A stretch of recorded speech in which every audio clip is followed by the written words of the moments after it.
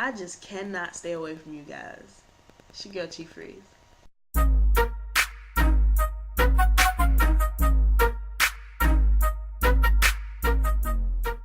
Let's talk about positivity.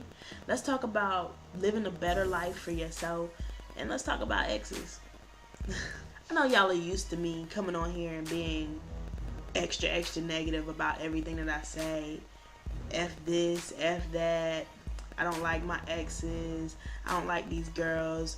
Like, really talking bad about people and talking bad about my situations. Well, let's change that. New year, new me, all that bullshit right there. Everybody's talking about how bad 2016 was to them.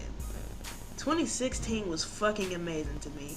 Let me explain why. Let me give y'all a little story. At the beginning of 2016, everybody clearly knows that I broke up with my last girlfriend. My ex is what they call that. Chief Freeze. I broke up with her, and to be completely honest, I felt like my whole world was coming to an end. She'll probably never understand how much I was in love with her, how much I really wanted her to be there. But in the process of loving her and being in love with her, I lost myself.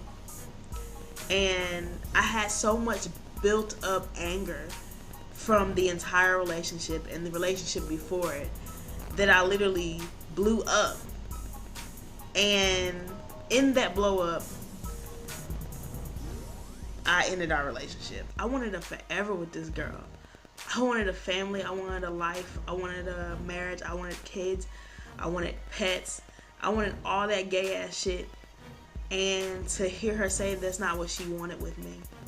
To watch her show that is not where she was going with this. It got to me. And at the end of the relationship, I just couldn't take it anymore.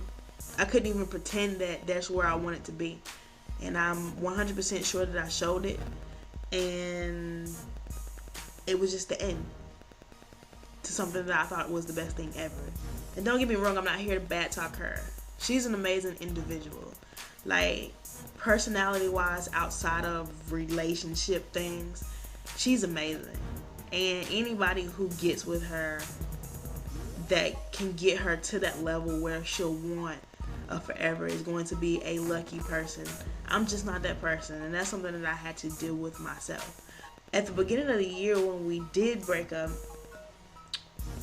I just didn't know where to turn, so I turned to the internet.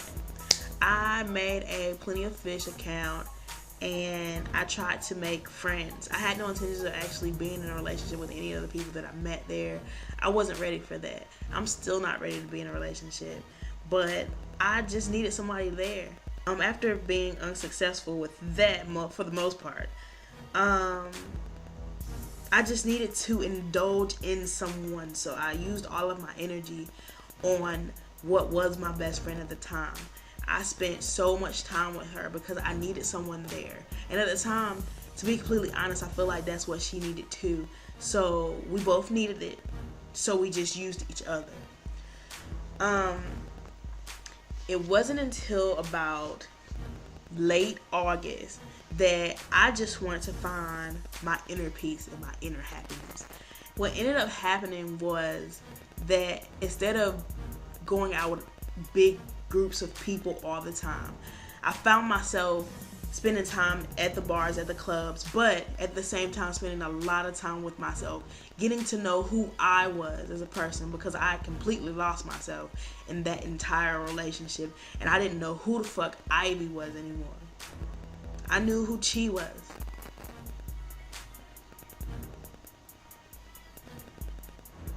I knew who Chi was. And Chi wasn't who I wanted to be at that moment. I needed to know who Ivy was and what made Ivy tick, what made Ivy happy. So I started to do those things. I'm happy right now. You guys, like, you don't understand what it feels like to have such a hectic schedule all the time when it comes to my work, and to most of the time just want to be alone. I do have amazing people on my team, but there's so much inner happiness within me. There's so many things that I am able to do now that I wasn't able to do while I was in that relationship. And not so much as going out, not so much as talking to other girls, and it has nothing to do with anybody else.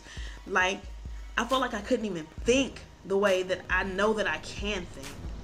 There were times where I couldn't even put sentences together because I just felt so stupid, and I was putting everything into my relationship and none of it was coming to me.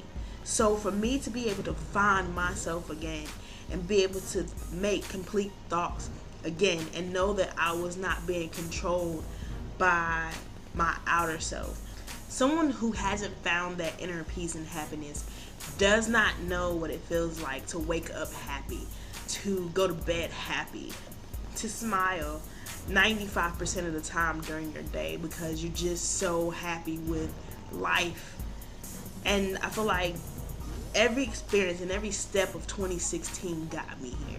I had to go through so many different changes in my physical being, in my mental being, in my emotional being, and they were all positive changes to the point where I'm just happy with everything that's happening right now.